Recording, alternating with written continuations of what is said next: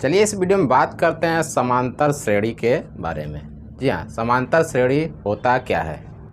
तो समांतर श्रेणी को इंग्लिश में अरिथमेटिक प्रोग्रेशन कहा जाता है।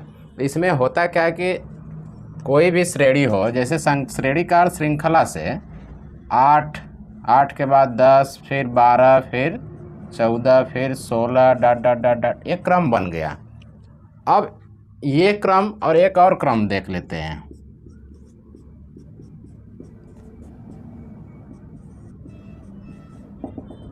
अब ध्यान से देखिएगा, पहले और दूसरे क्रम में ध्यान से देखिएगा कि क्या अंतर आपको दिखाई देगा। देखिए यहाँ पर 8 में और 10 में दोनों में अंतर क्या है, 2 है। यहाँ दोनों में 2 है, यहाँ भी दोनों पदों में 2 है, यहाँ भी 2 है। यानी यह 2-2 के अंतराल से आगे बढ़ रहा है। लेकिन यहाँ देखें, इनके में 3 का अंतर है, जबकि यहाँ 1 का है, यहाँ 4 का है, यहाँ 3 का है, फिर 1 का है। यानी कि इसमें जो अंतराल है वह क्रम से नहीं है। इनका क्रमिक मतलब कि जितना इसमें सब जगह समान अंतराल है और यहाँ पे समान अंतराल दिखाई नहीं दे रहा है। तो ये क्या हुआ, ये समांतर श्रेणी की श्रेणी में आता है और ये समांतर श्रेणी नहीं है।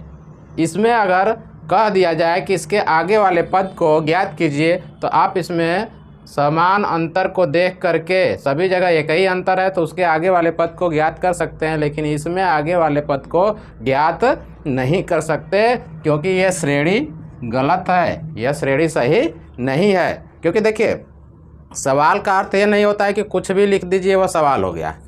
सवाल का अर्थ कुछ भी यहाँ पे हम नोट कर दें तो सवाल हो गया, ऐसा नहीं होता है। सवाल जो बनता है वो सुटेबल होता है कि उसका सॉल्यूशन हो सके, उसका सॉल्यूशन हो सके, हल हो सके, तब सवाल बनता है, ना कि ऐसे ही कुछ भी लिख दीजिए सवाल हो गया।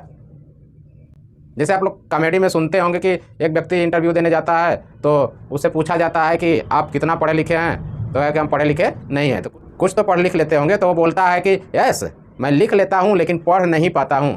तो बोला इंटरव्यू लेने वाला, साक्षात्कार बोला कि क्या करना है आप, तो साक्षात्कार बोला कि आप लिख करके ही अपना नाम बताइए। अब वो क्या किया, आड़ा बेड़ा ऐसे ऐसे खूब खींच दिया रेखा, ऐसे ऐसे उसी में। अब बताइए, लिख दिया। लिखने के बाद जो इंटरव्यू ले रहा था वो पूछा कि ये क्या लिखे हैं, तो बोला ना कि मैंने पहले ही बोला था कि मुझे लिखने आता है, पढ़ने नहीं आता है। तो कहा, अरे ये तुम ही लिखे हो ना, तुम ही पढ़ के बताओ। तो फिर बोला कि अरे मुझे लिखने आता है, पढ़ने नहीं आता, तुम पढ़े लिखे हो, तुम लिख भी लेते हो, पढ़ लेते हो, तो तुम पढ़ लो ना क्या लिखा है। तो अब इसका मतलब क्या हुआ, कुछ भी खींच दीजिए पढ़ लेगा कोई, ऐसा नहीं हो सकता। तो इसीलिए सवाल जो होता है वो जो बनता है वो क्या होता है, उसका सॉल्यूशन होना चाहिए। बिना सॉल्यूशन का कोई सवाल नहीं बनता है। तो आइए चलते हैं, देखते हैं। जो पहला हमारा श्रेणी बना हुआ है, यह समांतर श्रेणी में देख रहे हैं कि इनके बीच में समान अंतर है। तो समान अंतर प्लस सभी स्थानों पर, बात समझना, समान अंतर है और वो भी सभी स्थानों पर है। तो इस अंतर को क्या कहा जाता है, सर्वांतर कहा जाता है। सर्वांतर क्या कहा जाता है, सर्वांतर, जिसको हम डी से दिखाते हैं, डिफरेंस। तो समान अंतर सभी स्थानों पर हो उसे हम सर्वांतर कहेंगे। यदि किसी भी श्रेणी, जो भी समांतर श्रेणी है, उसका यदि आप सर्वांतर जानते हैं तो उसके आगे वाले पद को आप आसानी से निकाल सकते हैं। क्योंकि यहाँ पे सर्वांतर जो है, डी का मान क्या है, 10 में से 8 घटाएंगे तो क्या आएगा, 2 आएगा। मान लेते हैं पहला अंतर हो गया D2, यानी दूसरे संख्याओं के बीच का अंतर हो जाएगा। यहाँ भी 2 आ रहा है।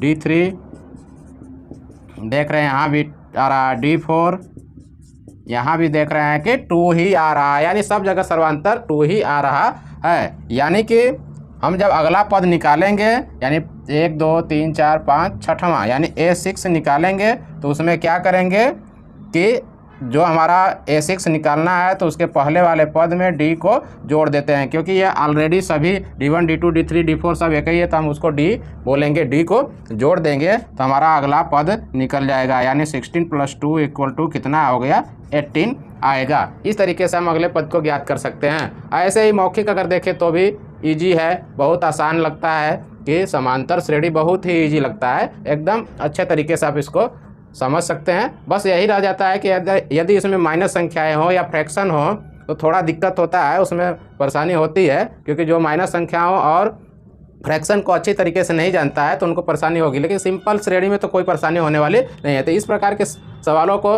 हम समांतर श्रेणी को अभी शुरुआत किया गया है, शुरुआत में समझे हैं, अभी और भी इस पे वीडियोज बनते रहेंगे और आगे हम लोग स्टडी करते रहेंगे, सीखते रहेंगे।